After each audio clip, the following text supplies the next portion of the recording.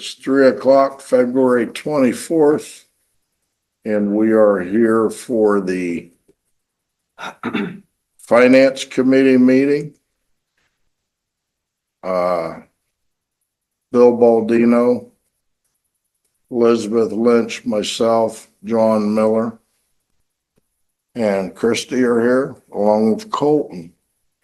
Do we have any visitors, Christie? No. Okay. Let's start with item C, number 1, interest earnings. Okay, fantastic. Let me share. Go ahead, Christie, or Joni, either one. Hi, Joni, can you hear us? I can. Can you hear me? Yep, I can now. Perfect. Thank you. So who's gonna talk, you or Christie? We're going to tag team it. She's going to do a couple of screens and agenda items, and then I'll do some as well. Okay, So the interest earnings, it's what Joni has been sharing with you throughout the last couple months. Actually, I believe probably a whole year now. You can see the general fund for 25-26 has earned $21,106.52, and these are all of as the end of January. The CD, we've earned $63,563.80. That was as of the end of December. We earn interest on that quarterly.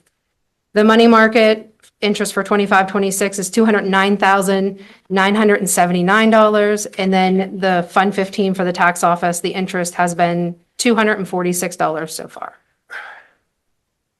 okay. Chair Chris? Go ahead, Elizabeth. Thank you. Joni and Christie, would it be too much trouble to add one more thing to the list? The interest free to the funds, not the interest total, but the interest percentage. What percent that they give us off the balance? Yeah, we can do that. That's, you. Joni, that's on the treasurer's report for the It monthly is. meetings. Right, if it could all just be You the wanna do- same. Okay. Is that all right? Would that be easy peasy? Yeah, we can add that to this. Okay, thank you. Yeah, so they're all consistent. You do a good job. Appreciate it. All right, we're gonna go on to number 2. Now I'm gonna tell all of you that are here. And Bill, you weren't for the last one.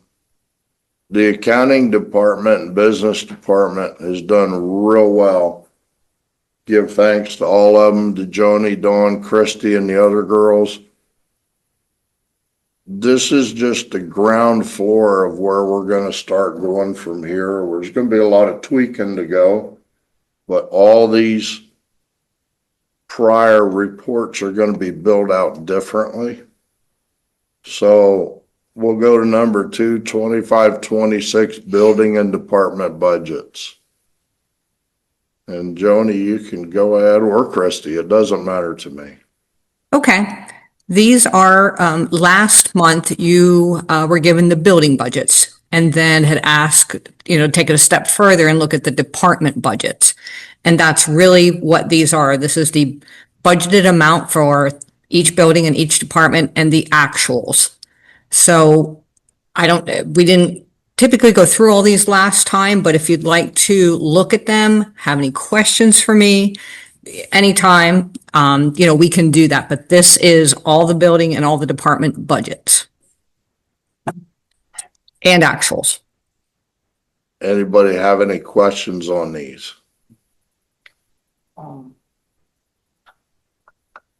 The Chair Chris? Go ahead. Yeah, I think you folks, you and Chris have done a really great job breaking these down, Joni and everyone. Deeply appreciate it because we're getting there. The only thing I don't see in here is IT. Is there any reason why IT should be or should not be put on this? There is, it's technology budget. Okay, so that would be, okay, so Technology is IT. when I see technology, I'm thinking the software that the kids and the use. It's all hardware and software for the whole district is put in the technology budget. Okay, and why am I not seeing it on this list? Down towards the bottom. Regular view of building budgets? If you, It's the Do you see third all the up from the attachments? bottom. Oh, my mouse wouldn't scroll anymore. Something's wrong with my mouse. I'm like, where did everything go? Okay, so let me Good just, going, Joni, you found a way. right. So now I could open up the spreadsheet. Thank you. Thank you. When I see the budget for I'm not sure how, or is that the plan? That all of these things are gonna be broken out by school? Or is that just too cumbersome? I don't, so every school has a budget. for IT? Yep. No, I'm sorry, technology is all district-wide. Oh, Everybody- okay. Yeah, all the Okay. buildings. We had that a while back. We did have, there was kind of sporadic, honestly. And we Yeah. decided 2 years ago just to have technology kind of handle all of it. Because what we found was Bucktail had this piece of software, Mill Hall had this piece of software, and they did the same thing. So if we put it in one central location and technology oversees it all, then we don't have that duplication of software. Yep, I understand. Thank you. Mhm. And then when I'm looking at these individual ones, the way you see the budget year to date and the balance remaining, that's great. Terrific. The only thing we don't see is, again, I'm bringing it up, is what we spent last year. Right. And and like I said, we are still working on, Okay, so- yes, bringing that over into Tyler Tech. Yes. Okay, that's great. And then the other one is, we just had a facilities committee meeting. It was very, very good. And as you know, Sam has been starting to track the utility costs for each school building. Absolutely. So we had a very basic conversation about this, Mhm. that at some point, he's doing a great job collecting it, and I'm not trying to step on anyone's toes. But the charge per month to run every school, the heat, the water, the sewer, however the finance committee decides to work this in to these. He already has all the data, the facts. It's just that it's not here. Is that something that the group wants to also see added, the utility expenses added to this? It is in property services budget. Right, but it doesn't show by, he broke it down by building, so the work is already done and he's tracking it by building. Mhm. But I'm just seeing the interest to add his data into these also, because it will also show how much the campus costs to run per month, and then by year. Because his numbers, depending on where the school is, the numbers are very, very different. So I guess, Yes. Joni, the bottom line is Sam having this bunch of numbers he presented earlier? Mhm. Could you do one of these boxes for property services? Yes. A Like budget, you you're mean? going for technology so that he can show where his cost is fluctuating at. Are you talking about just a budget for property Yeah. services? There's one in there. It's called PSO budget. Oh, that's, Okay, yeah. I see it. property I see it now. service. And if you click on it, it is broken down by school. All the water, sewer, electric is all broken down by school. Okay, Right. And my point is, instead of having multiple, why not just take the information that's on there and then put it on the school's budget already? So we see it as a totalitarian item. They're not separated because they are integrated, and the cost is still part of that school campus. Right, but we don't make it part of the building budgets. We just make it part of property services. Again, it kind of goes back to the whole technology, one person tracking all the information. So that's why it's put under property services. And we can probably break it out for you, but we probably won't add it to their budget. I know, I understand. I understand. It's broken Yeah. down by budget, and the logic is absolutely, you're spot on. It's just that moving forward, if there possibly How do you folks feel about this? There's possibly at the very bottom, they're also tracking how much it costs per month and per year for the utilities also for that school. Instead of trying to then open up this page and then each individual person would have to take, okay, but now we have to put all those numbers together for that particular school and then add it back to that school. If that number was just already on that budget sheet. And if you want to put a disclaimer saying property services budget, but it's still an expense for that school. We can probably run, and I wouldn't call it a budget report, then I think that we could just run an expense report. That sounds better. Something that's separate versus, because when I think of a budget, I think of Nick Varelli. He is responsible for Central Mountain High School. Well, he's not really responsible for the electric of that building. But I understand what you're saying. You want to see how much a school costs by expenses. Right, and Right. you've done that, and it's beautiful. You see what the budget is. But this would just add something else to the bottom. So when we look at one sheet of paper, it's all there on one sheet of paper or one by Yeah, school. it'll come in as we're fine tuning. Okay. That'll come into play.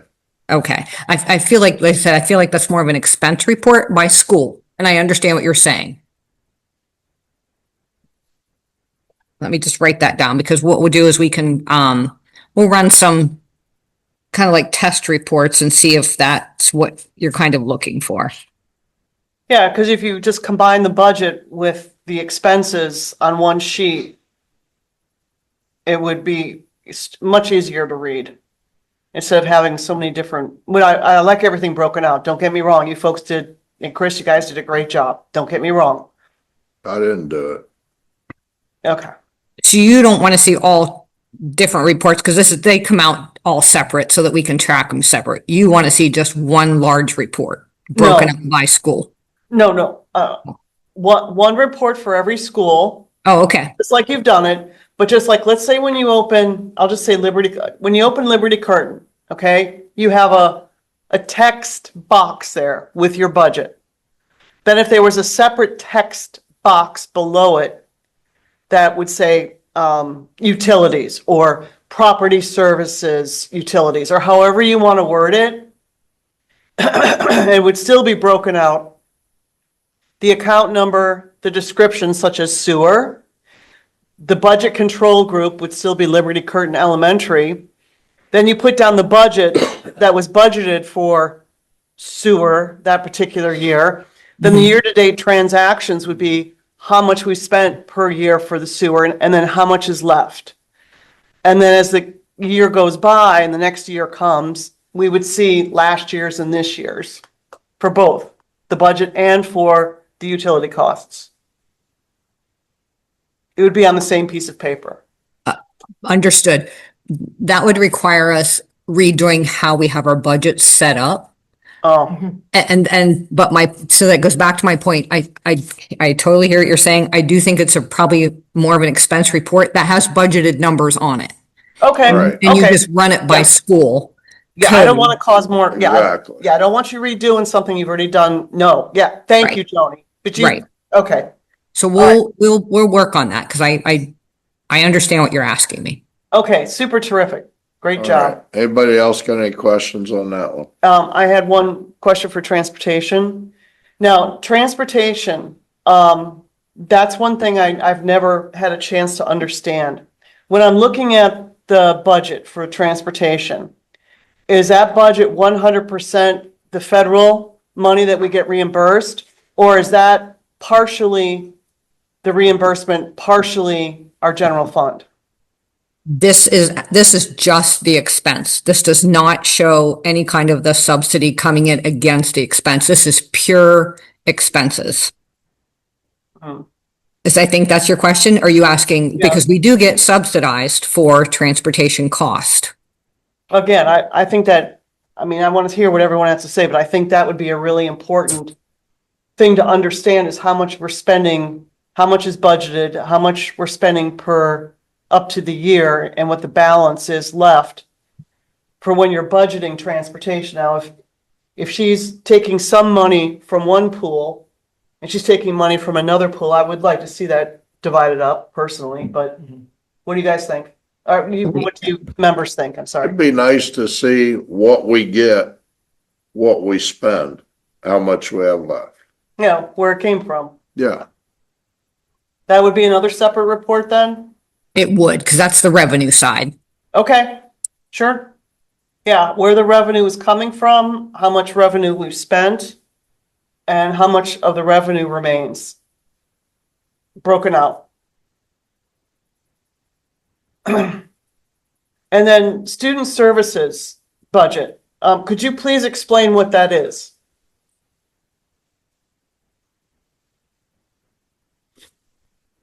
Yes, this is, it's a lot of the services, trying to think, some of the IU services are in here. Okay, There is, kindergarten registration, a lot of the kindergarten stuff. You see the nurses, any travel that the nurses do between buildings. There's the nurses' general supplies are in here. Any kind of exams, sometimes we pay for, physical exams for some of Okay. our athletes, so they're in here too. And of the 15,000 is transportation, for elementary and secondary for, what is the pre-K? I'm drawing a blank here. It's the pre-K that we pay for that we are mandated to pay. Is it STEP? Yes, thank you. that program. Yes, yes, So- that is the 15,000 each there. so when it says purchase services elementary, I'm so sorry, what does that mean exactly? That's that step transportation that we are mandated to pay. For, Pre-K, pre-kindergarten kids. is there any way that, again, I think our whole goal is, or and someone with an eighth grade education, eighth grade math would be able to look at this and have a good basic understanding. That's all, would it be too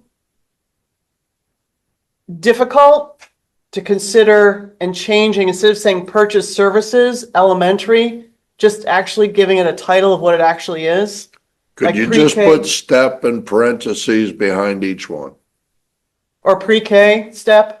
Yes, we can do that. The issue with making every line item an expense is you would have 40,000 line items. Yeah, no. If we Yeah, did, no, you know what I mean? that's If your we job. did that, but we That's your can job. put some kind of explanation in there. That would be great. That would be great. And that's a good first step. I appreciate that. Thank you so much. All right, And well, the athletics budget report. Again, I guess we won't see last year's numbers. Is that for all of these, right? We won't see last year's numbers until next year because of the new software system, correct? Yeah, we're still working on, Okay. getting those numbers into the system, but hopefully it'll be by beginning of probably by the end of the school year, probably May. I think we're trying to get it in by May. But yeah, it's kind of a work in progress. Okay, so when I look at this report, it would be helpful, but again, is this an easy thing to do? Yes, the way it's listed, great. But then at the bottom, break it out so we see how much each athletic opportunity it costs. So like, for example, when you look at the very first page, Central Mountain Middle School football ambulance. All right, so now that's only for Central Mountain Middle School football. So now that would be in a separate subcategory. So all Central Mountain Middle School football items would all be in the same table with a final budget. And then same with BT, which I'm assuming is Bucktail. Bucktail football transportation. Now that would be placed in a separate table with just any items that have to do with that particular sport. The bottom line is so we can see how much each sport costs, what their budget is, how much they've spent, and what their balance is. Otherwise, it's very difficult to evaluate it as one solid table. If we're trying to look at each athletic opportunity individually, would that be too much trouble? No, these things will just take a little bit of time. That's just that's a separate report. Again, I don't know if I don't want to revise from these budget reports because these are our base. But I think it's fine to have other reports. I just don't want to change the base report because this is what we use to budget from year to year to year so that we have, consistency. But I get what you're saying. You want to see how much it costs for Central Mountain Wrestling, Central Mountain Football, cheerleading, bucktail baseball. And we can do that. We can do that. I would just call them kind of separate reports versus adding on or changing these reports. That's very, very, I appreciate it. I appreciate it. So that would be for basically, all of those. That'd be great. Mhm. And then when we look at curriculum, Elizabeth, what? can I ask you a question? Sure. A minute ago, it was just transportation. Now we're going through each individual one. Well, If you have a lot of questions, could you get with me ahead of time and let me get with Joni and them so we're not tying up a whole meeting on one aspect? oh, no, fair enough. But I'll be honest with you, I didn't actually dive real deep into this until, Yeah, because Okay. if you'd look at it and have a bunch of questions that I could present to Joni and them so we have answers for the meeting. Because otherwise, we could sit here and spend this whole hour on just this. okay, well, Joni, you get the idea of where we're going with all this. So, I don't have to go into any more detail, right? Yes, correct. I do. Okay, super terrific. Thanks, and get me a list of what you want to change and I'll get with them. Because we got a lot of stuff to go over today. Okay, well, then, I'll see what I can do, but I think Joni, we've given her, she might want to do She's a had enough couple. examples. Yeah, and then we can go for there, because I hate for her to do a lot of work. She's And then- already done a lot. Oh, yeah, but, just so it's communicated properly, I don't want to All right. see her. Let's go to number 3, cost per student by the building. Joni, were you handling that one? You want me to talk about it? Nope, I can talk about it. Go ahead, Joni. Oh, do you want to bring it up? Okay, Oh, perfect. yeah. Yep, I can. Yeah, I can share. That's fine. So this will show you, this is this year's 25, 26 on the left, projected 26, 27 on the right. These are the building budgets. And what we do every year is we determine the cost per student based on the building budget and the enrolled students in each of those buildings. So if you look at the left-hand side, you see Liberty Curtain all the way down from Central Mountain High School. The first column is the cost per student, and how we determine that again is you take the budgeted amount and you divide it by the enrollment. And so there you see the highest would be Bucktail at $222 and the lowest would be Mill Hall at $87. So that kind of gives you an idea of in each school how much it costs for each student. On the right-hand side is the 26, 27 projected numbers. You'll see they've dropped because the building budgets themselves have dropped by about, I think it's a little over $40,000. So they did, all the buildings came down in all their budgets this year. And again, reducing it by a little over 40,000. So that's why on the left in the yellow is $115. That was just taking all the budgets and dividing it by all the students. And that came out to an average of $115. On the right, it's dropped down to $103. So the building budgets really have, they worked hard this year to bring down their budgets.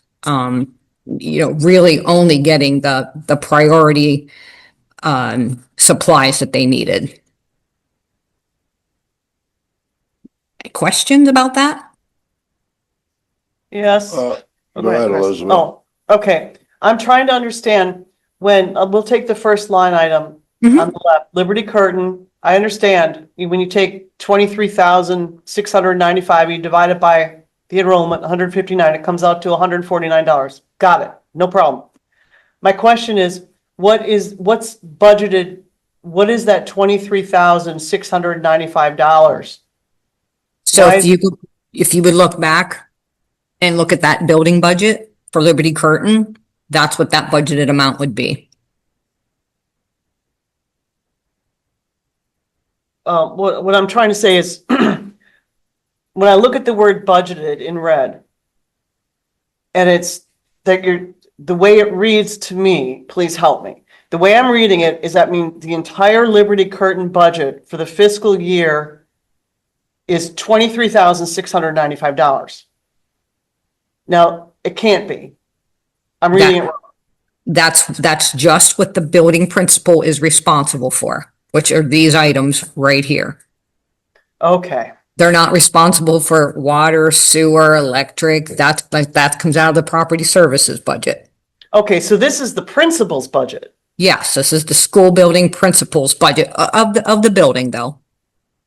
Okay, so every year the Liberty Curtain principal is given $23,695 to do what?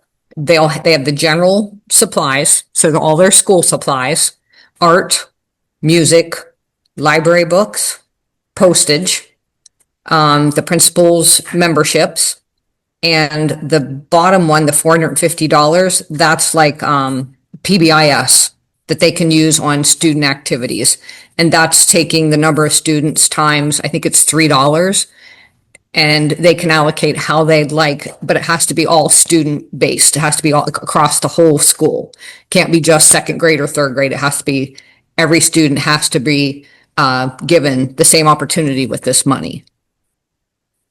So that's these, like I said, this is what the building principal is responsible for. Okay, it would be helpful if there was a title on this page maybe, where it actually said that this is the principal's budget to Okay. use for X, Y, and Z. Such as, but not limited to X, Y, and Z, because that would be very helpful for someone who just opens this up. So they understand that that's a discretionary fund for a principal to use at their particular school to fill in gaps, I guess, for what their students need. Is that a good way to understand it? Yes, and if you look here, school supplies, basic curriculum needs, this kind of lists exactly what's in the building budget. So if you were to not just open it up, but read this narrative first, then you would be able to know exactly what it is that's in all those budgets. That's helpful to know. The essential supplies that the principals use. Right, yeah, putting that on the actual sheet, that's that's the principal's discretionary budget. That would be very helpful.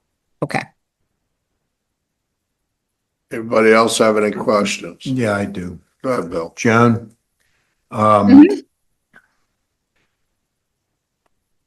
Bucktail seems to be an outlier. Is that because of unavoidable costs like transportation for things they need to do down here, or might there be another reason for that? I just think their budget, it's a whole high school, so the budget is 35,000, but the enrollment is low at 158. If you would compare that, go up to Liberty Curtain or I guess any of them, and Liberty Curtain's budget is almost $10,000 lower for about the same amount of students. It's just, you're trying to run a whole high school in 35,000, but the enrollment's low. Comparison to Central Mountain, they have a whole school for 109,000, but they also have 952 students. You just have a higher number divided by, it's the enrollment. It's the enrollment number. There's not many students there. So that makes the cost per student higher. All right, so they're fixed costs that we can't do anything about. I'm just looking the rest are kind of grouped. I'm certainly not good enough at statistics to plot, a mean and a standard deviation and all of that stuff. But just eyeballing it, we got 222 sort of sticking out. And I just wondered if there's something we can address there, or these are fixed costs that it's just the way it is. It's really just because the enrollment's lower. Okay, thank you. You're welcome. Well, Joni, I think Bill had a really great point. And thank you, Bill, for bringing it up because I didn't want to take all the conversation. But he's absolutely on target when there's got to be a reason why Bucktail is such a higher percentage per student than the other schools. Something's amiss there. So maybe you could get back to us at some point and explain that in a little more detail. Why would their school be given such a higher percentage per student than the other schools? It's honestly, it's the enrollment. Their enrollment is only 158 students, but they have a $35,000, it's just division. They have $35,000 budget. You divide that by 158 kids, you're going to come up with a $222 cost. Well, that's what I'm saying. Why is their budget? Like if you look at Liberty Curtin, their enrollment is 159, Right, okay? And their budget's $23,695. right. Now, Bucktail's enrollment is basically the same, 158, Mhm. but their budget is 35,000. It's not like a couple $1,000 difference. There is a, So we need to figure out why. Well, you're comparing an Bucktail. elementary school, you're comparing an elementary school to a high school. There's a big difference there. The curriculum needs are different. And what you would do is you'd open up their budgets and see, they have, STEM and they have, they just have more instructional needs. But I mean, that is why you can, like I said, you can open up their budgets and see what they did. So if you open up Bucktails, yeah, there you go. Yeah, so you see there's a lot of more, there's the science and art and health and math and music. There's a lot more curriculum needs in a secondary school than an elementary school. but aren't they all sharing the same software for their curriculum? These are probably books and these are probably supplemental supplies Okay, versus an elementary school. okay, well, maybe that's something for the curriculum committee to dive into, maybe later. Look at their textbooks and their curriculum, make sure they're all consistent. And That might maybe bring that price. that's more of maybe Megan down that road, because Curriculum. yes, Yeah. that would probably be more towards the curriculum side, because you can see that's where the numbers are. For health and I see art, science, home ec. It's just, and I think if this is probably comparable to the high school, but there's just not as many students. To the Central Mountain High School, there's just a lot more students versus see, they have if you look at the high school there, it's the same type of thing. You have science, social studies, business, music, health and ed, foreign language. Right, but So if you can see. but if it's software, they're already sharing it, so please. No. I hate to. This isn't software. This wouldn't be software. This would be Okay. books and other supplemental materials. Okay, yeah, But we'll work, But yeah, again, yeah, you might just want to ask Megan. yep. Okay. And then one last question, the Central Mountain High School, that includes the CTC, correct? No, they have their own budget. Okay, not a problem, I'm glad. Anybody you. else have any more questions on that? Moving on to number 4, preliminary general fund budget. Yes. And again, this is preliminary. And we'll go ahead and roll through this. You've seen the first page and the second page is the timeline. So Yeah. this is the governor's budget proposal for 26-27. The top part is what we are, the year we're in now. This is what we receive for basic ed, ready to learn, special ed, and your CTC subsidy. So there's what we got for 25-26, our current year. The next one down is 26-27 proposed. And the last box there, the additional for 26-27 is the difference.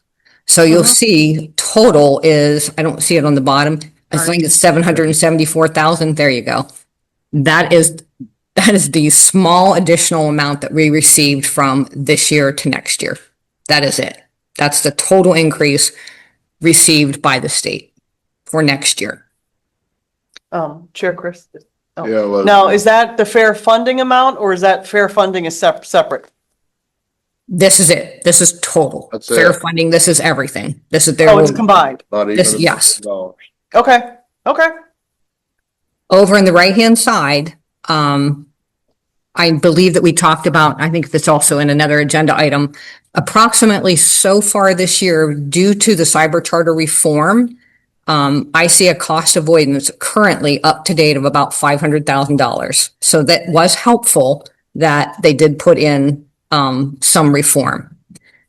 For the 26-27 budget, the governor is proposing to raise an additional 20% reduction for maintenance and student activities, and that would be a total of 80%. So what that means is right now, what he proposed for this year was that we can take 60% of maintenance and student activities and reduce it off of the charter school formula, meaning we don't have to pay tuition on that amount. Next year, he's proposing we are allowed to take 80% off. And again, that's extremely helpful that reform was allowed to happen. It allowed us to save, like I said, so far up to date, about $500,000. Now, the point is though, this does not include the charter school. There was not any reform at all at the charter school, any brick and mortar. Okay, you mean Sugar Valley and all the cyber charters that actually have a brick and mortar building? Correct. Okay, that's one thing. Yeah, I was surprised to learn how many of these cyber charters actually have brick and mortar buildings for their students and teachers. I was stunned. Yes. So when we see cyber charter, that doesn't mean so far I've only found one that's 100% cyber. Right. Everyone else has gotten already a building where the teachers and the students can go to. So far, I have a list of about, I think, 18 of them. I'm almost Yes. done, and when I get it, I'll share it. So that's why when we see that 80%, so far I haven't found like I said, I've only found one cyber charter school that does not have a brick and mortar. Right. So that's sort of another little loophole that I guess they missed. Right. Right. Yeah. Okay, well, we're All getting right. it. Thank you. Uh-huh. And if we go to the next slide, I thought this was important because I remember, I think it was John that asked about what we pay out, do we get in as far as a subsidy? And so I thought, let's break that down so that people can understand this is revenue per pupil contribution. So let me break that down. State revenue, basic ed proposed, this is for next year, proposed is 24 million. Ready to Learn is the 1.7 and special ed is your 4.3. That is our proposed money to subsidy to be received next year. The next line over is your current enrollment. So if you would divide that out, that means we receive $6,113 per student. That's all we receive in for basic ed. Ready to Learn, we get another $432. For special ed, we receive $4,404 per student based on the subsidy. Now, if you go to the right, you'll look and see though, so you see our numbers, 6,400, 4,000. What we pay out per student is $15,620 to Sugar Valley. And this is for a regular ed student, and $14,000 to a cyber charter. So you see, we are only receiving 6,000 in, but we're spending 15 and 14 for tuition payments. Drop down to special ed, we receive 4,000 in, but we pay out $32,000 per student to the Sugar Valley Charter School and $27,000 to cyber charter. So I just wanted to kind of show you we are not nearly receiving the money in that we pay out. So all of the extra is expense.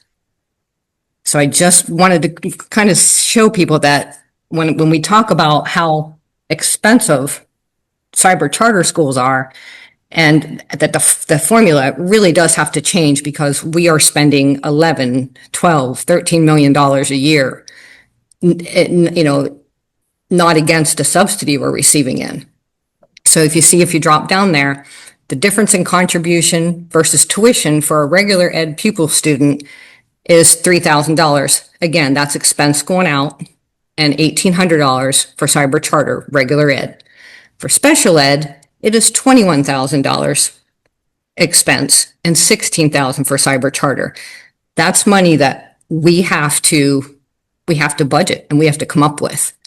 So if you did quick math and, you know, there's the $21,000 for the special ed. Well, and this is just high math, but if you take even just half the students at the charter school, or even 200 students at 21,217, you know, that's $4.2 million. That is not covered by a subsidy. So that's why I'm saying this really creates, and that's my you know, creates a structural funding gap. And so we have to come up with some kind, or the state has to come up with some kind of charter cyber reform, or we have to cover this with local revenue. Because you see up above, our state revenue it doesn't cover it. And even if we came in with, and this is every school district, and even if they come in with balanced budgets, we are balancing against a cost structure that is just, we don't have any control over. And so they really do have to come up with some kind of charter cyber, you know, some kind of fix to the formula. Because as our expenses, you know, it's based on our budget. So if our expenses increase, then, and our state subsidy can't keep up with only 1 or 2% increases, it is also increases the charter school tuition rates as well. So I thought this was a pretty good idea to give you of the money coming in versus the money going out. Questions about this? Got it, Elizabeth. Okay, excellent report. This is readable. Thank you. This is great. So tuition payments, when you look at the far right, when you see Sugar Valley Charter School and then all the other cyber charter schools that our kids are currently going to. Okay. Mm-hmm. So that 15,000 under Sugar Valley Charter, $15,620, that's per student. Correct. All right. Then my next question is, how much do we spend per student? So that's the cost side, and that's what we're currently still working on. I'm working with PASBO because there's not one formula or one method that, because I was actually looking for the same thing, Elizabeth. I thought that PD would track that. Yep. I thought PD would come in and say, yes, Keystone, you have 3,700 students and this is how much we know that you spend. It's not that. Everyone kind of uses their own methodology. So Yeah. I'm working with PASBO to kind of figure out a consistent way to track that. Okay, thank you, because I couldn't come up, the way I was doing it was dumb math. It did not Yeah. make any sense. And I couldn't find it. Thank you. You're So my welcome. next question is, can we leave, I'm assuming maybe you might have that number in a month, maybe? That I don't know. I would have to, like I said, I'm working with PASBO and they're working with other school districts too. So this isn't just Keystone that doesn't know this. This is, and we all want to be consistent because I don't want to go out there and say, No, it costs us, and I'll make up a number, $10,000 to, Right. you know, educate our student. And Jersey Shore is 4,000. Well, maybe we're not comparing apples to apples. So I think that's why PASBO and PD wants to be really consistent on how we come up with that cost. Yeah, that's going to be very helpful too. Maybe when the legislators go back at it for the fair. I mean, if we all were consistent, Mm-hmm. that would, okay, that was my next question. So we'll just have a blank spot there for the column to the far right. That'll be KCSD, I guess. Tuition. Right. Yes. Okay. Yes. My next one, not that this is helpful right now, but it's still on our radar, Joni and everybody. When Dawn Hayes came with IU10 options for audits, and one of them that she talked about was getting some of the students back from cyber charter into the brick and mortar here. Mm-hmm. I think administration took that fairly seriously. So I'm Perfect. hoping they're working on it right now. Not that it's going to help this budget, But just for any, I will make sure that we hopefully get some sort of update on that within the next month. Where are they with that cyber charter potential audit with IU10 for next Perfect. year at least, okay? So that Mhm. it's out there. So, this was fantastic. So we're just missing that one thing that is not your fault. It's just a fact that no one has been consistent and you are working on it. Yes. Okay, sounds great. Okay. So the next slide, notable expenses for going into the next year. And yesterday I received what our health insurance increase could possibly be for next year. And I'm going to say, unfortunately, 10% isn't the right number. I did 10% this year. They're saying it's going to be more like 15 to 20. Well, we can't afford it. And That's all there is to it. We can't afford it. I can't agree with you more, Elizabeth. So having said that, my next couple of slides will be wrong, but I only found out yesterday, and so I didn't want to change them for today, but I did want to make you aware of the health insurance increase will now be, if, let's just say it's 15%, well, that'll be 1.9 instead of the 1.3. If it is 20% and they are capping it at 20%, but if it's 20%, it'll be 2.6. It'll be double that. That will be our health insurance increase from this year to next year. We have so many high claims and we're just not catching a break on the high claims, and it's year over year over year. And I will tell you this, Elizabeth, I think you asked this question a couple of times, and there's not really a report to run, but I can give you some numbers that, last year we spent a little over $1 million on retiree insurance and about 11.5 on employees. So the budget for next year, we do have a couple of retirees dropping off, but we have more going on. And next year, you're probably looking at 1.3 million in retiree insurance. And somewhere, well, with these increases, somewhere around 13.4 for health insurance. Okay. Chair Chris, may I, please? Go ahead. Thank you. This would be very helpful for your next report to the full board on this Sure. page, or whatever page you feel is best. Mm-hmm. Okay. Please write on there how many employees currently employed, how much it costs per year, last year and year to date for health insurance. And then right underneath it, last year and current year to date, two different figures of, quote, the retired non-working employees. Okay? So we see that number, please, on this report. So then we drop down to the brick and mortar charter, which we did discuss. There will be, Jen. oh, go ahead. June, Go I'm ahead. sorry, this is just, you said, when you said 13.4, are you talking $13 million? Yes, I am. 13,400,000. Yes. To make sure I understood. Yeah. That's not a lucky 13. I wish it was 13,400. 1990, it might have been. Yeah. Thank you, Joan. I'm sorry. And no problem, no problem. So then we'll probably see an increase in the brick and mortar. Due to, again, it would be nice to see some kind of reform there at that level as well. I know Sam has already talked about the electric and the propane increase. We did secure a better, contract, but I don't know if your electric bills at home have increased in the last couple of months, but they have here. So we are trying to get that under control, and have gone around and even doing some electric utility usage audits in the buildings. So, I know Sam and I talked about that, so we can kind of give you a report on that as well.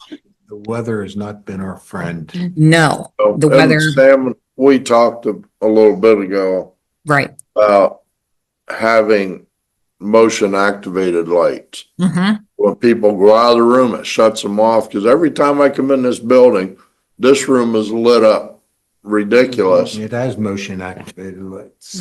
But they don't shut off. Yeah, And there's more lights in here than I got in my house. Except for we're not including the bathrooms, right? No, in all But, seriousness. Bill, it- what it we were is serious. talking about is every time I come in one day to see Joni. And there was nobody in here and the lights were on. yeah. I left later on and they were still on, so I shut them off. Yeah. And then Every I little come bit back helps. later on, they were on again. Well, and They're They're also, supposed to go off when you leave, you know. I They thought, don't, though. Yeah, So No. we're gonna be looking at, Sam's gonna look at that. and, but and, that's, oh, let's go ahead. face it, I mean, every little bit helps, but that's trivial compared to what we're dealing with. Yeah, but every little bit Our adds up. heating bill had to go ridiculous this winter. well, they have issues.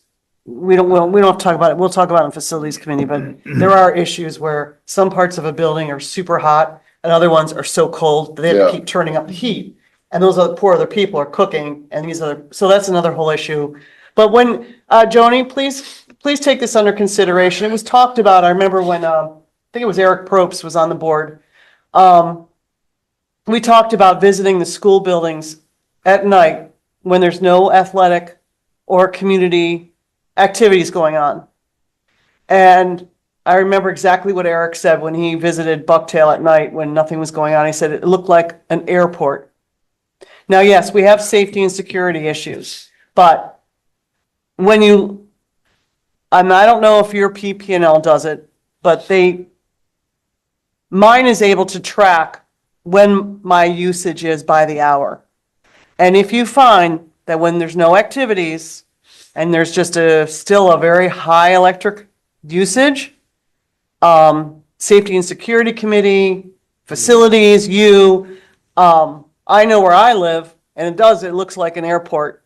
So that's something to also take into consideration, please. Yeah, so like I said, Sam and I have talked about that, and I think he's got that, you know, in his plan as well. Okay, that helps. Thank you. Mm-hmm. Let's keep moving on. Yep, software, hardware, that's just inflation that we've done a pretty good job at narrowing down, you know, only having certain software, but that we're just up against inflation for some of that. And transportation as well. We are for the IEPs and any of the other special needs, we are tasked with having aides or separate transportation. So, you know, the transportation costs keep rising. Chris, Chair Chris. Go ahead. Okay, software, hardware. I know you guys have worked real hard on it, and this isn't my job. I'm not going there, but I will say this. If we ever get to an IU-10 audit for curriculum and IT, if the elementary schools are all using the exact same software and they can whittle it down to whatever's necessary to keep our kids educated. But I've heard stories, and I'm not going to open this discussion now, but I'm just saying I've heard stories that different elementary schools are using different software. And whether or not that's causing an unnecessary expense, I do not know, but that's all I'm going to say, okay? Okay, and I Thank would you. ask you to bring that up between curriculum and IT as well. Okay, thank you. You're welcome. Okay, so then the next slide, again, having gone through from the original budget to this current one, and I know that there will be discussion at the exec session regarding the staffing study. There is a proposed savings right now of 2.5 million. Now, when technology, even though the software hardware has increased, they've actually reduced their entire budget by 931,000, and that is because of smart boards. They are not moving forward with having to purchase all new ones or even additional ones. They've decided to use the smart boards in a different way versus going out and purchasing new ones or additional ones. So that did reduce their budget by that amount. Cool.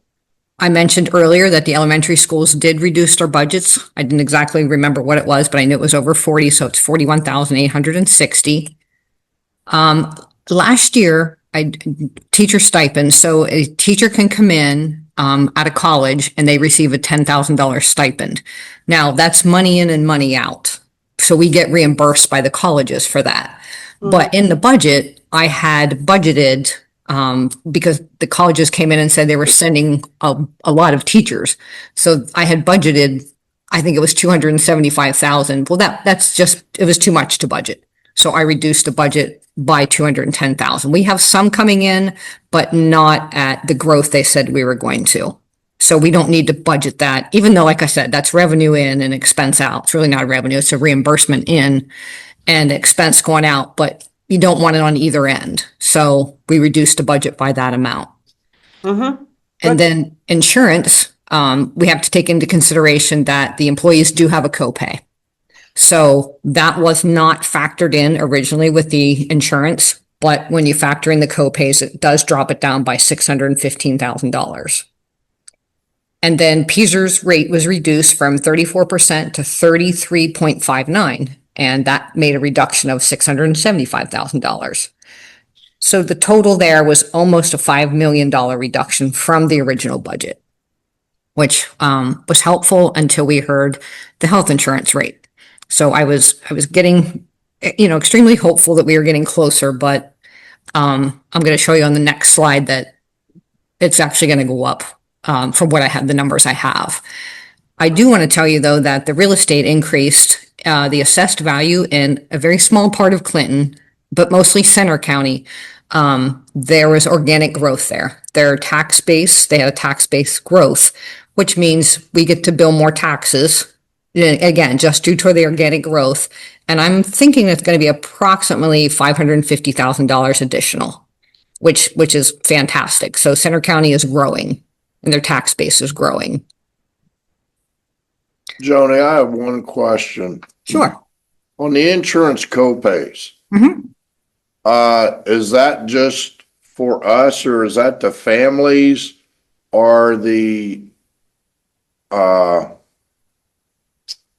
Retirees. say a teacher's or, family members, are they all included in that too, or are they all separate? So I think I'll answer your question. If you have single insurance, that would only apply to that individual. If there's family, it would apply to any member who is on the plan. So even if a dependent or a spouse goes to the doctor, they also have to pay a copay. Okay, but do we chip in on that? No, that's strictly the employee. The employee pays the copay. Okay, go ahead. Okay, yeah, if you could consider this, please. Break out the insurance copay total. Instead of one lump sum, break it down to currently employed people and people who are not currently employed, please. I don't know if I have that information, but I'll look. Yeah, I'll look and see. Okay. Yep. And the real estate increase, Mhm. I'm gonna save that for when we talk about the treasurer's report, okay? So there you go. Okay. You mean at the board meeting? No, at the end when we can talk about one more thing. Oh, okay. All Okay. right, so So then the next slide, which again, I want to say that we had the shortfall down to 1.2, but now since the health insurance increase, and I really should probably use the 20% increase. And so now you're looking at 2.5 shortfall instead of the 1.2. And that is with the no tax increase. And the next slide will show you if you would have a 0.88 millage increase. Again, you have to add the 1.3 onto all of these shortfall numbers. But again, the next slide will show you if it is a 50% or 1.75% millage increase. And then the next slide will show you if it were the 75% at 2.63. And then the last slide shows you if you would tax to the index of the 3.5. Joni, why does the reserve always stay the same, even though the taxes are going up? On each slide? Oh, let me see. Go back down once, Christy. Maybe my math didn't work. No, I think they're changing, aren't they? Yeah, I see them changing. Yeah, I think they're changing. Yeah. I think, I'll check the math, but I thought The first column doesn't change because that's 25, 26 projection. oh, correct. So the first column won't change because that's. Oh, okay, that's the duh, current year. Yeah. duh. Yep, my fault. That's okay. I'm going to make What sure, numbers to make look sure my at. spreadsheet worked. It's a Right. lot. Yes. Okay, so if you go ahead and go ahead and pass that. And this is just where we're still working. We are still working through some of the operating budgets, technology curriculum, we're still working through that, the staffing study. There's still a lot of work in that. And again, the healthcare rate, unfortunately, I'll have to use the 20%. We also have to consider what the Charter Cyber Academy enrollments might be, the Sugar Valley increases, if we want to take into consideration any capital projects and use of the fund balance. And again, then you can see the revenue, maintain state funding it's pretty much flat. You get $775,000, which, on an $89 million budget, that's, very, very small increase. Decrease in title funding. Now, I did learn that they actually are going to remain flat. So we should not see any decrease in title funding. There won't be an increase, but there won't be a decrease either. We are receiving an increase in access money. That is money we spend the money and then we receive the money back, but that's actually good news. Again, consideration of a tax increase, investment opportunities. We are seeing lower interest rates. And the budget impasse did hurt our interest earnings for this year. So I'm hoping that doesn't happen next year, that the governor gets his budget passed on time and we can see the revenue with the interest earnings like we did last year. So that is the presentation for today regarding the budget. Questions?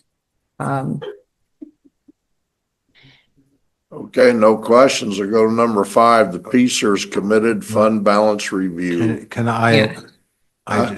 Go ahead, Bill. Joan, Mhm. I mean, you've obviously done a good job, and you got like 5% reduction. But Can you speak into the mic, Bill? I'm sorry, I thought I was. Is that better? I couldn't hear it.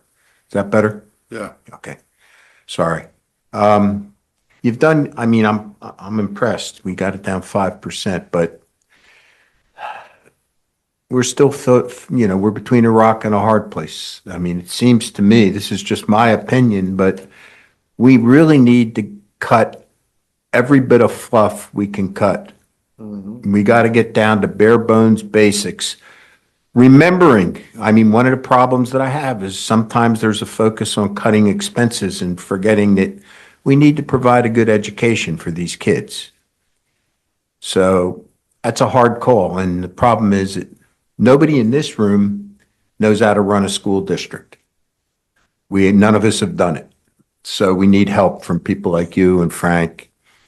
But we need to, in my opinion, we need to cut back as far as possible. I mean, we're right off at about almost 2.75% of the 5% reductions is coming from reduction in staff, which that's not something we're going to need to count on every year.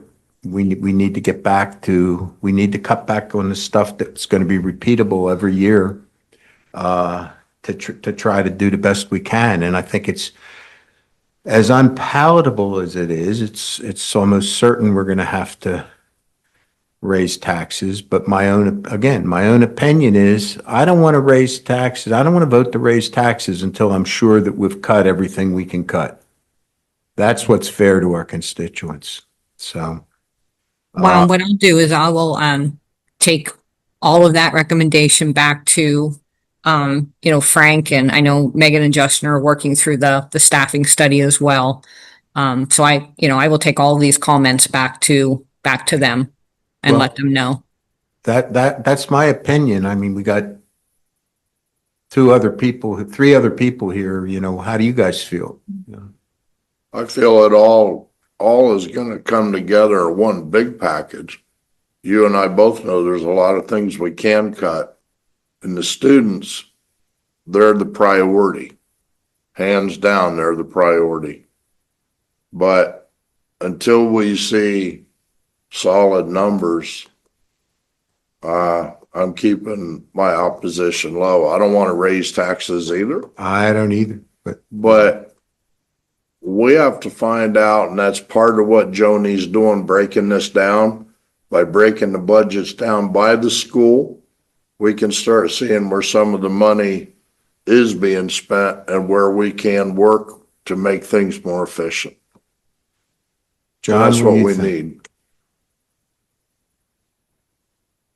What Anybody do you else? think, John? Last thing I want to do is raise taxes. But like you said, there is so much bloat around here that I feel could be cut without affecting the education of the kids. Elizabeth? I'm sorry, what's that? No, I thought you were finished. I'm sorry. Are you You were done? just pausing or? Are you done? Thanks, Bill. This isn't helpful. I'm gonna tell you where I was 8 years ago, sitting on the other side of the table. I read a report to that board back then, and this man studies public education. And he said, if your institution, your school is 55% or higher for staff and benefits, you'll never survive. And it was a very thorough paper, and I gave a copy to all the board members. And of course, I was dismissed. And what are we? 75. Isn't that correct, Joni? We're at about 75% is Correct. benefits and salaries? Yes. All right, so you see that individual, and this was 8 years ago. So, be that as it may, the only way, and I'm not, like you said, Bill, we are not experts, but we're not stupid either. We can do 8th grade math. I've been told by multiple people, we are the Cadillac of the benefits program. Yeah, so be that as it may, there's things we can't do because they don't get discussed in public meetings. But be that as it may, we are going bankrupt. And I say it every year and I'm always dismissed. We are going bankrupt. And collectively, we can do something about it, but we can't discuss it here. Right. So we're going bankrupt. And when the state takes it over, all contracts are gone, the board is gone, and it takes about 3 years to reconcile. Look at Altoona. Well, hopefully Well, I we can can tell you that trim that off. at the meeting I went to down at PSBA with Frank, can't remember when it was now. I think it was in the spring. October, whatever. Was it in October? Okay. Anyway, there was a group there from Chester, Pennsylvania. And they're in receivership. And let me tell you, none of those people were happy. So we need to do whatever we can to keep out of that. Or I suspect that if they were unhappy, it meant that everybody in the entire system was unhappy. So I'd love to try to avoid that. But as you say, there's the things, right now we're dealing, what I'm asking Joni to address is things that can be manipulated. There's some things that can't be manipulated right now. We'll work on them in the future. That's all. That's my opinion. Okay. Hey, buddy, go ahead, John. On these reports, great reports, but they're all saying, projected budgets and our current budgets and da-da-da-da. If I'm not mistaken, this district is like 140 to 150 million dollars in debt. I don't know what, Joni, do you know what our debt is? You're talking about the All of them, bonds. yeah. I don't know that off the top of my head, but, more than likely that's probably close to 100.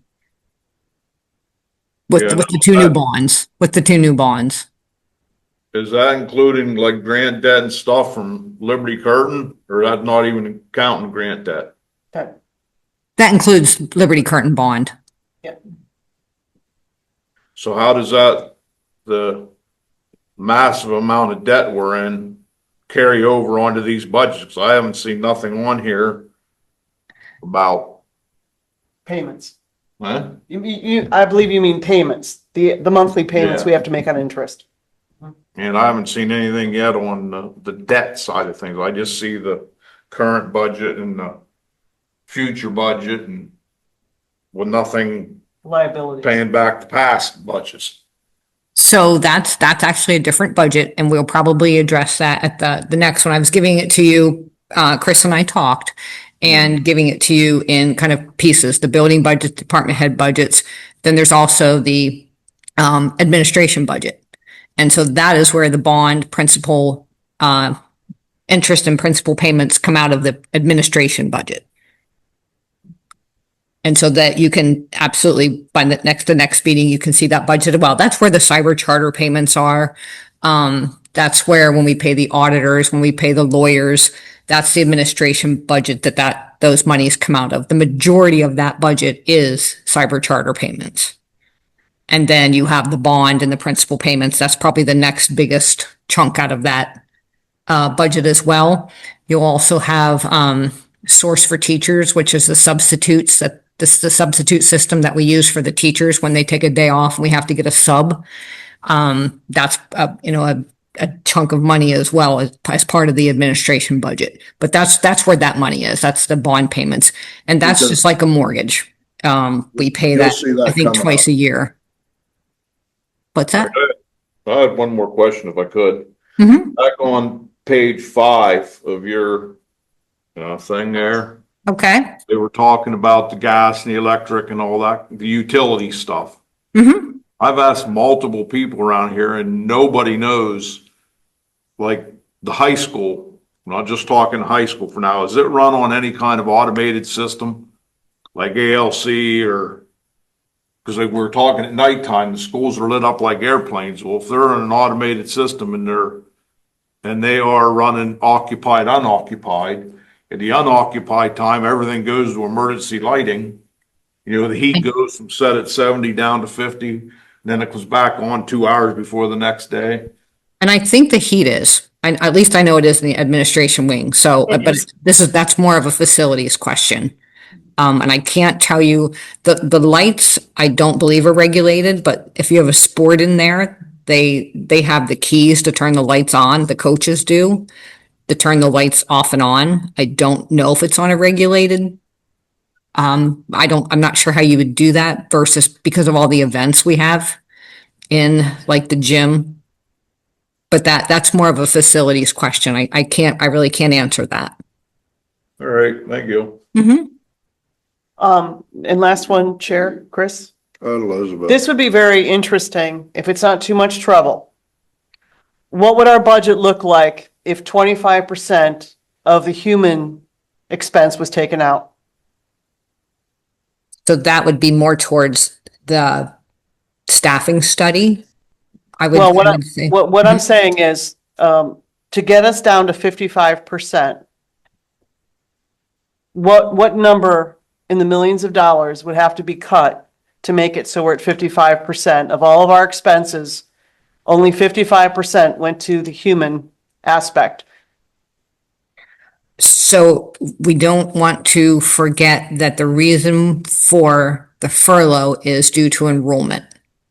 So we want to be very mindful, the reduction of staff is due to enrollment. No, I understand that. No, this Okay. is for the budget. This is so everyone, we have new board members coming on, okay? And they have, I'm not sure what their level of information is right now. Mhm. But just so they could see what it looks like, what the budget would look like if we actually only spent 55% of our total budget on the human aspect. What would that number be? Again, I don't know if we could go down that road because we're not able to I do think- that unless it's for enrollment reasons. And again, I would rather pull in Frank, Justin, and Megan to answer that kind of question, Okay. Elizabeth, because I'm Fair not, enough. I can put a number to it. I can put a That's all I'm dollar asking. figure. Just, Yeah. yeah, just a number. I'm just kind of curious. If you just want to email it to me, that's fine. Share it with the board. Well, no, That's I would have to go through them first to get Okay. that information. So that's why I'm saying let's rule them in because I don't know how to answer that question without their input on that. No, I appreciate that. I'm not asking for anything quick. Just, Okay. All right, Yeah, let's that's a keep, hypothetical that's a long way down the line, I think. Yeah. I wouldn't even bother with it. I think it Okay. would confuse them. okay. All right, fair enough. They're gonna be in a big learning curve as it is. Yeah. Smash 'em. All right, next one down, the PCERS committed fund balance review.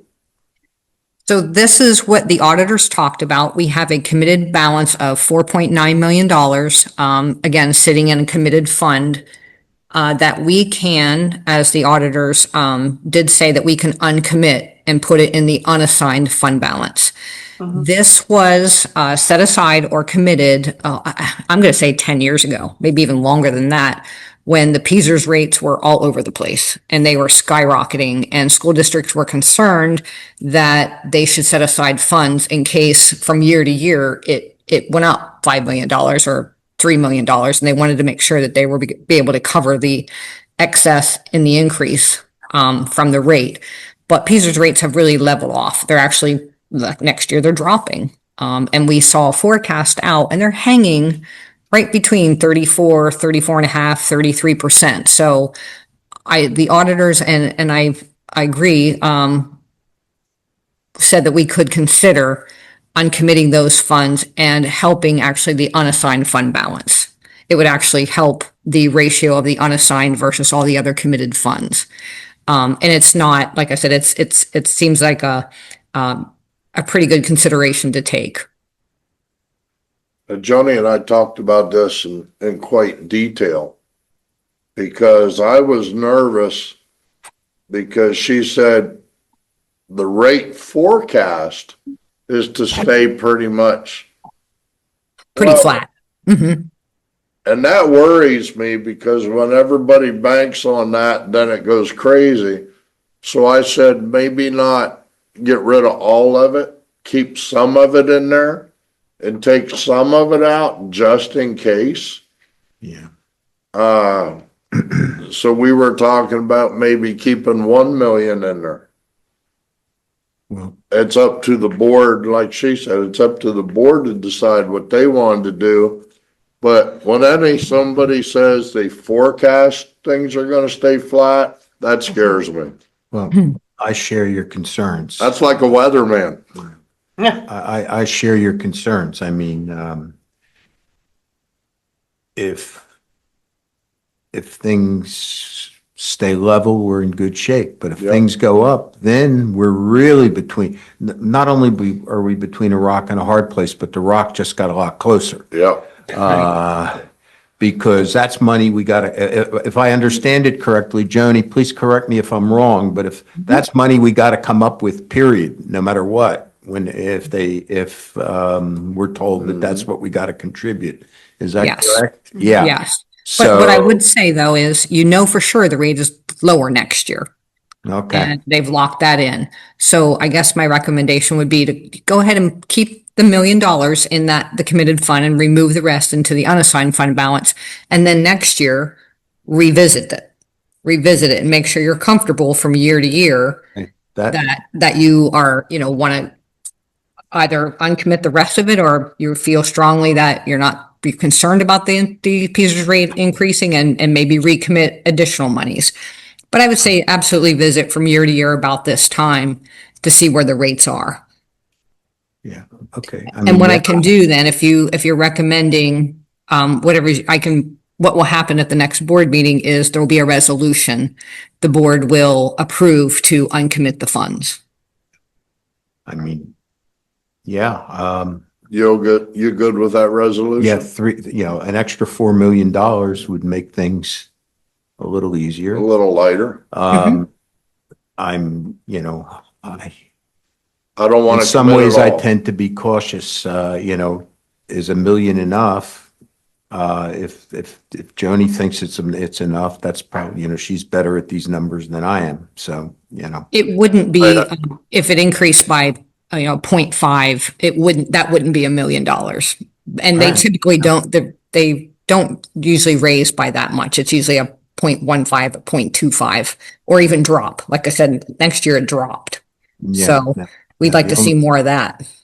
The only other thing is that I assume that this money is invested someplace and we're earning interest on it, so we have to consider what we're losing in our income. Or I- It's actually part of the money market account. The fund balance as a whole does not change. It's still, Oh, okay. the fund balance, see what you're it's saying, all yeah. one big pot of money. It's Gotcha. just some is committed, some isn't. But this is either part of the CD or part of the money market, and that won't change. Gotcha. Whether Okay. we commit it or uncommitted, that won't change at all. What think would you that- think to uncommitting 3 million? I, you know what? I think your idea was probably good to begin with. I think, why don't we, you know, I mean, we're round figures would be a little less, but we'd be doing 4 million, you know, to uncommit it. Keep 1 million, you know, it's a little less than 4 million would be. Okay. As long as we're cutting things. Well, we're gonna cut things. We have to. Okay, We just so can't this just isn't, throw that in there and say, oh, we got Okay. money to spend. That Okay, can't 'cause- happen. No. Yeah, Exactly. this is to, you know, we still need to be trying to cut back. Exactly. okay. So, And I would even say this is in the same category of conversation. This is just uncommitting it to put it in the unassigned fund balance. It has really nothing to do with the budget at all. okay, John? I'm good with that. I'm good with it. All right, Joni, why don't you do that proposal and we'll bring it to the full board then? So you're uncommitting 4 million. Yeah, Okay. To Well, recommend, Well, if you want to keep it 1 million, it's a little less than 4 million. Oh, okay. So you're keeping 1 million in, so whatever the remaining is, the how about 3.9 we look at committing 3.5 million? uncommitting. Okay. that's a recommendation Yeah, for the work session agenda. yeah. Yes. We uncommit 3.5 million. That'll leave us just a little over 1 million. Okay. I will get the All right. resolution on the That's board fine. agenda. Okay. That way we're just a hair over 1 million that way. Good. Good, okay, thanks, Joni. hmm Next one, number 6, the cyber charter school reform. So I touched on this and when I did the presentation with the general fund, and it was, like I said, from July 1 to January, end of January, it looks like we are avoiding about 550,000. Potentially by the end of the year, it could be $1 million. And again, this is just money that we thought we would have to pay out, but we didn't. That does help the budget. That really extremely helps the budget. So we'll continue to monitor that. All right, anybody got any questions on that? No, super All terrific. right, number 7, PSHIC update. So Now, this is PSHIC, and I'll go ahead and have Christy jump in here. Yeah, before anyone starts though, please, I have Googled to try to learn about this and I have put in that acronym. Is that the correct acronym? I cannot find it. I've Googled and Googled and Googled and Googled. I believe so. That's what is on all of our documents, and this is one acronym that I haven't looked up yet. I cannot find it anywhere on Google. What does it stand for? I'll get that for you. Go ahead, Christy, and I'll look at it. Thank you. PSHIC. It's it's I'm telling our you, it's a consortium. Consortium. It's not yeah. out there. Yeah, What's it called? it's PSHIC. Well, It's PSHIC, and it's a consortium. oh, she's gonna find out what the acronym is. Yep, Okay, go yep. ahead. Sorry, go ahead. So Joni and I had we had a monthly meeting with PSHIC, and there were 6 new members interested in joining the consortium. And Joni has them listed there in the details. It looks, PSEC is very sustainable, and joining the consortium, there's currently 17 other schools asking for quotes to join this group of school districts. Where are they coming from though? Are they self-insured right now? Or are they coming from like Highmark Blue Shield and they're coming? Yes. with this? One group is coming, I think there's 6 or 7 of them are coming from a trust. It's kind of like a consortium, but it was a trust of a couple of different schools. Well, they raised their rate so Sure. dramatically that PSEC looks good. And here's what it stands for: Public School Health Insurance Cooperative. Public School Health. Insurance cooperative. Now, is this the one through PSBA? This No. sounds like one from, Nope, Okay. this is Benecon. This is our consortium. It's the name of the consortium. so I'm so sorry, Public School Health Insurance Cooperative. Cooperate. Okay, thank you so much, Joni. No problem. You're smarter than Google. Could, Well, I had to look it up. now, the part printed in red appears to be English, but I got confused completely. Do either one of you two understand it?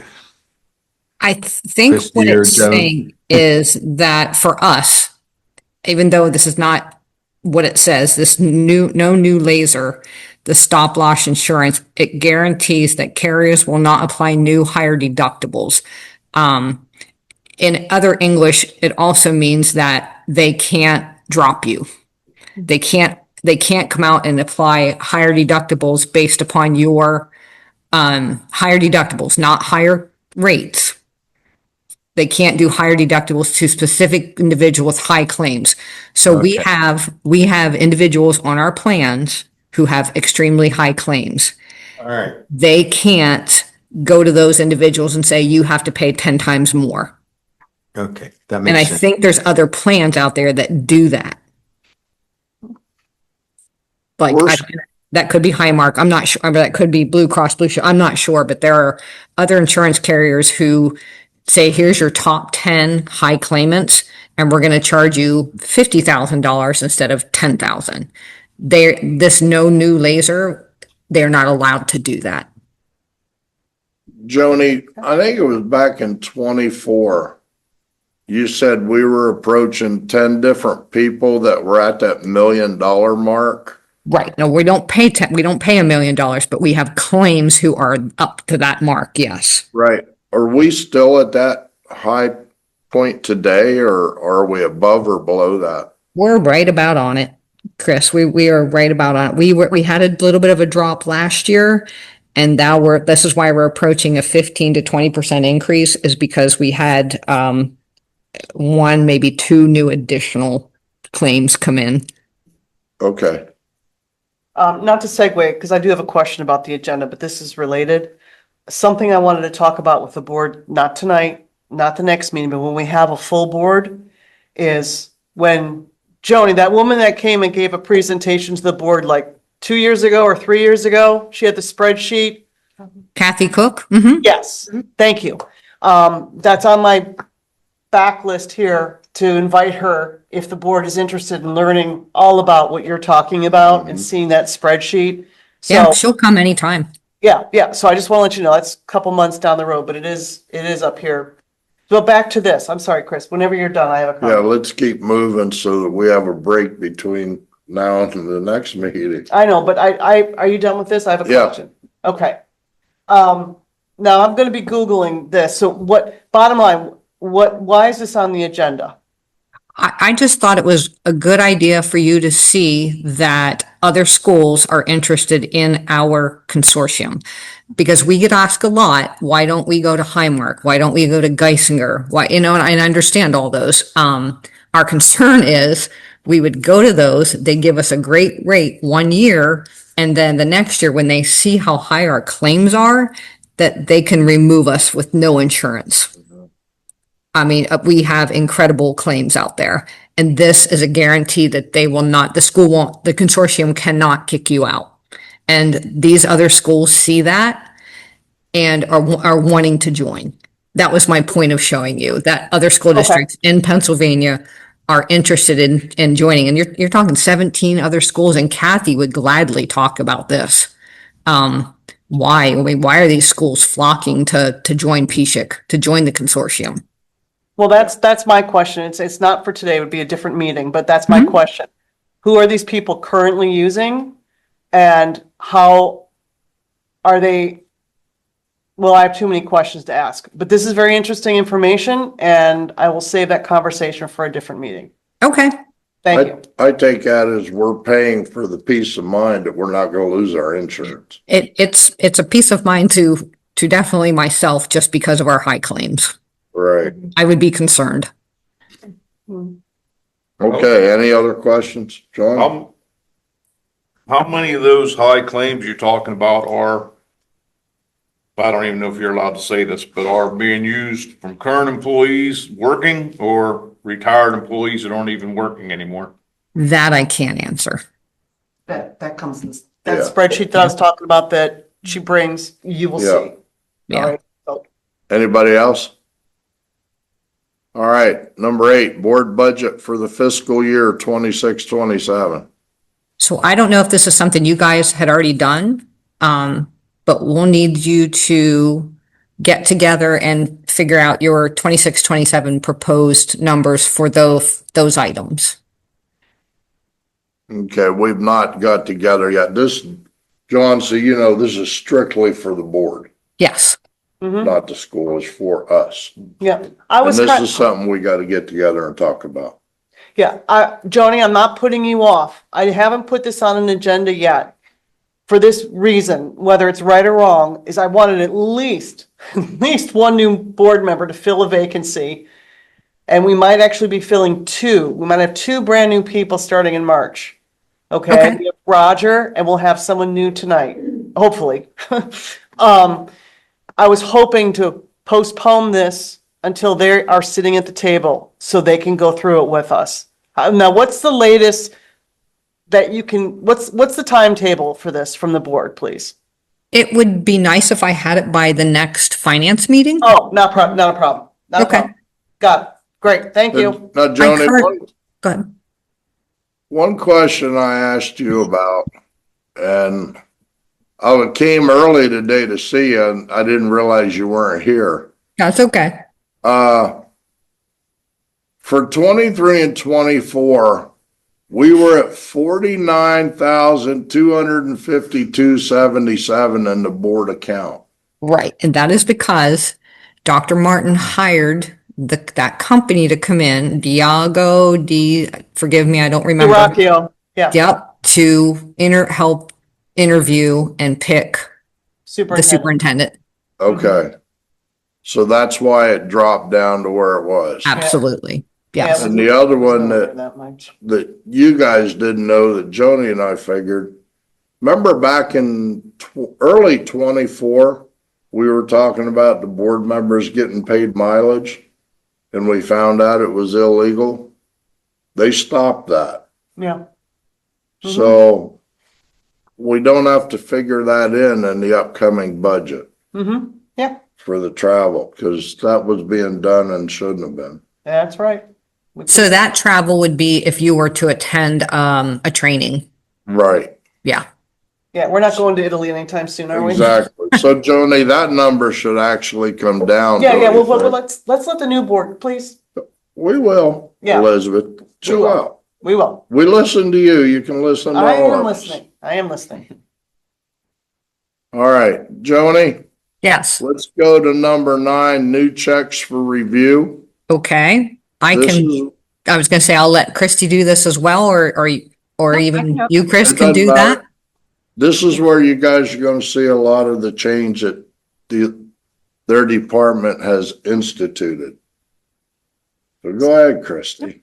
So on the monthly board meeting, you always have your checks for review, and this is the new and improved checks for review.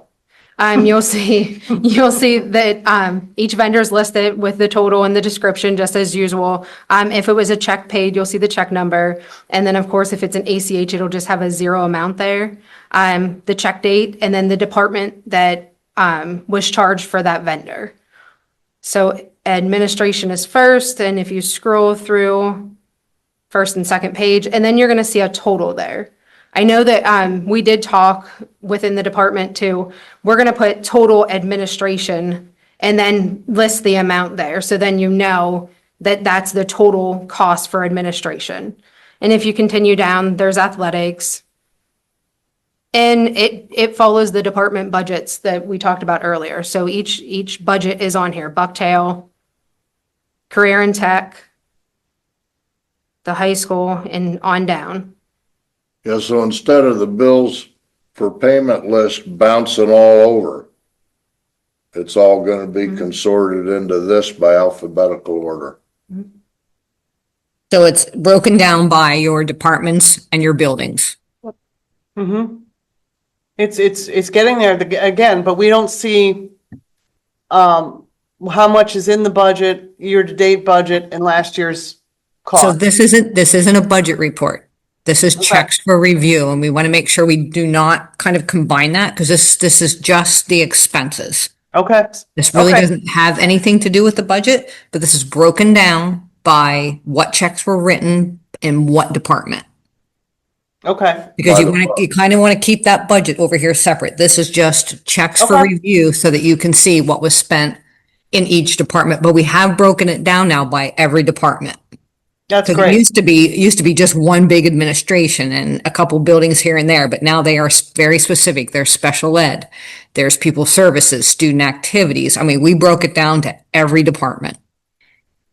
No, that's great. Plus they gave a good description on what it was for. Mm-hmm. So they increased a lot. Like I say, it's a start. It's a first report, but it's a good start. We can see what's going on by department instead of bouncing from Oh, I forgot. page 1 to page 6 to page 1 to page 4.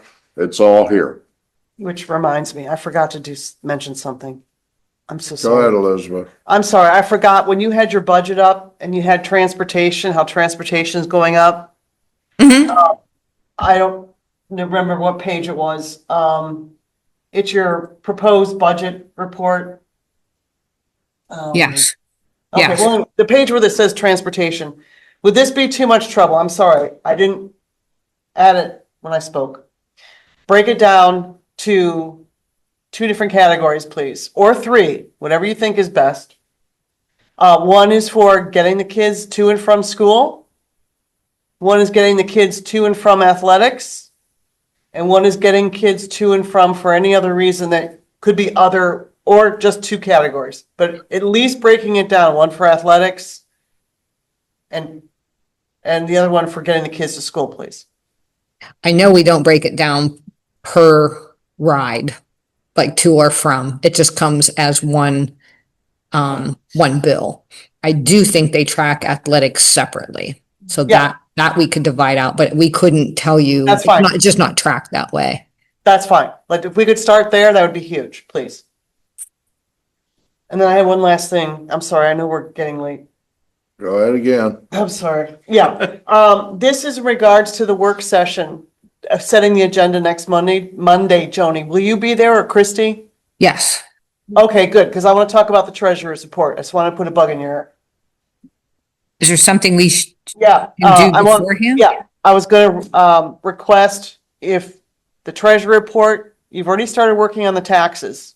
The taxes that, local taxes, just local taxes, business privilege, local service tax, earned income tax, real estate tax. Have them each individually listed.